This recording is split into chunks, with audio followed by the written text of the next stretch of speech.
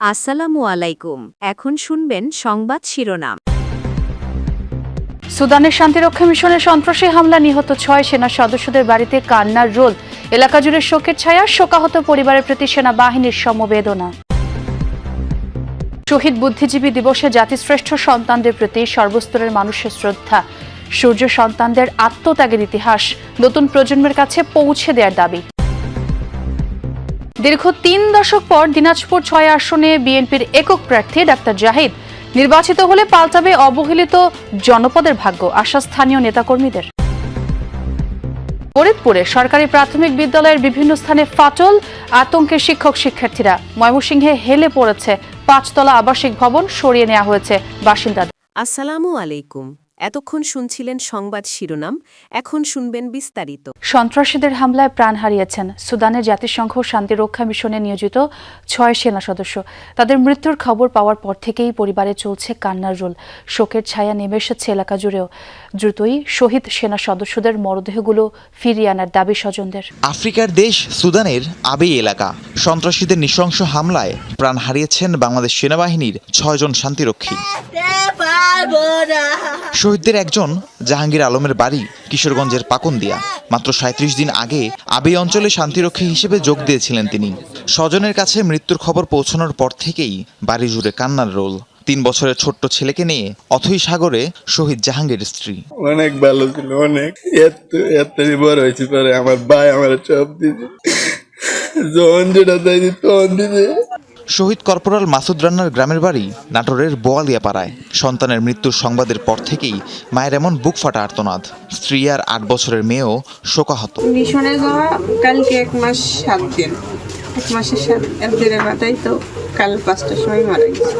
গাইবান্ধার বাসিন্দা সেনাবাহিনীর লন্ড্রি কর্মচারী সবুজ মিয়াও শহীদ হয়েছেন সন্ত্রাসীদের হামলায়। সদা হাস্যোজ্জ্বল সবুজ আর নেই জানার পর থেকেই পলাশবাড়ির ছোট ভগবানপুর গ্রামে নেমে এসেছে শোকের ছায়া। সুদানের আবেই এলাকায় শহীদ হয়েছেন কুড়িগ্রামের 2 সেনা সদস্য। তাদের মধ্যে সৈনিক শান্ত মণ্ডলের বাড়ি রাজারহাট এবং সৈনিক মমিনুল ইসলামের নিবাস উলিপুর উপজেলার দুর্গাপুর গ্রামে। সন্ত্রাসীদের হামলায় আহত হয়েছেন বাংলাদেশ সেনাবাহিনীর 8 জন শান্তিরক্ষী। আসলে খুবই মর্মান্তিক ঘটনা এবং আমাদের কুড়িগ্রামের 2 সন্তান বাংলাদেশ সেনাবাহিনীতে রয়েছে। তাদের একজনকার বাসায় আমরা রয়েছি এই মুহূর্তে, মমিনুল ইসলাম। গত 7ই নভেম্বর সে শান্তিরক্ষা মিশনে সুদানে গিয়েছিল, কিন্তু দুঃখের বিষয় যে গতকালকে সন্ত্রাসীদের হামলায় সে নিহত হয়। সারা দেশে যথাযথ মর্যাদা ও ভাব গাম্ভীর্যের মধ্য দিয়ে পালিত হচ্ছে শহীদ বুদ্ধিজীবী দিবস। ভোর থেকে জাতির সূর্য সন্তানদের স্মরণে ফুলেল শ্রদ্ধা জানায় স্কুল, কলেজ, বিশ্ববিদ্যালয়ের শিক্ষার্থী সহ সর্বস্তরের মানুষ। মুক্তিযুদ্ধের পাশাপাশি শহীদ বুদ্ধিজীবীদের আত্মত্যাগের ইতিহাস নতুন প্রজন্মের কাছে পৌঁছে দেওয়ার দাবি সকলের। উদয়ের পথে শুনিকার বাণী, ভয় নাই ওরে ভয় নাই, নিঃশেষে প্রাণ যে করিবে দান, ক্ষয় নাই তার ক্ষয় না। আজ বেদনাময় 14 ডিসেম্বর। 54 বছর আগে এই দিনে পাকিস্তানি হানাদার বাহিনীর সাথে এদেশের কিছু দোসর মিলে হত্যা করেছিল জাতির সূর্য সন্তানদের। হানাদার বাহিনীর নীল নকশায় প্রাণ হারানো সেসব শহীদদের আজও বুকে আঁকড়ে রেখেছে দেশবাসী। 1,47,570 বর্গ কিলোমিটার জুড়ে শ্রদ্ধা ও ভালোবাসায় স্মরণ করা হয় জাতির সে সকল শ্রেষ্ঠ সন্তানদের। সেই দিন যারা বুদ্ধিজীবীদের আমাদের মেধাকে ধ্বংস করার জন্য হত্যাযজ্ঞ চালিয়েছিল, তাদের কোনো ক্ষমা নাই। এবং সেদিন যারা এদেশে পাক বাহিনীর সাথে সহযোগিতা করেছিল, তারাও আজকে বিভিন্ন ষড়যন্ত্র করতেছে। আমরা গণতন্ত্রের জন্য লড়াই করছি, স্বাধীনতার জন্য লড়াই করছি। আমাদের স্বাধীনতা এবং গণতন্ত্র যেন টিকে থাকতে পারে, এই ব্যাপারে আমাদের সবাই ঐক্যবদ্ধ প্রকাশ করতে হবে। ভোর থেকেই দেশের বিভিন্ন স্থানে শহীদ বুদ্ধিজীবী দিবসকে কেন্দ্র করে ছিল নানা কর্মসূচি।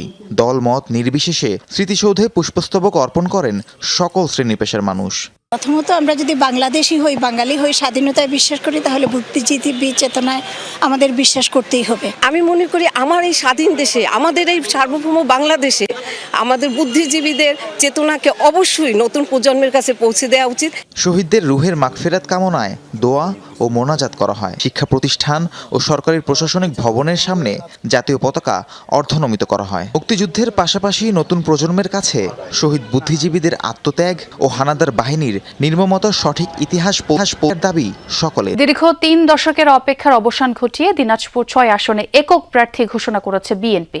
এবার আসনটিতে বিএনপির একক প্রার্থী দলের স্থায়ী কমিটির সদস্য doctor AZM Zahid Hossain. Chairperson Begum Khaleda জিয়ার ব্যক্তিগত এই চিকিৎসকের হাতেই উঠেছে ধানের শীষ প্রতীক।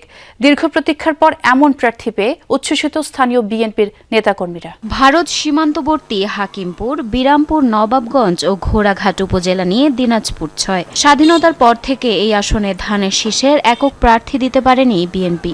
এবারে নির্বাচনে বিএনপির স্থায়ী কমিটির সদস্য ও চেয়ারপারসন বেগম খালেদা জিয়ার ব্যক্তিগত চিকিৎসক ডাক্তার AZM জাহিদ হোসেনকে ধানের শীষের একক প্রার্থী ঘোষণা করা হয়েছে।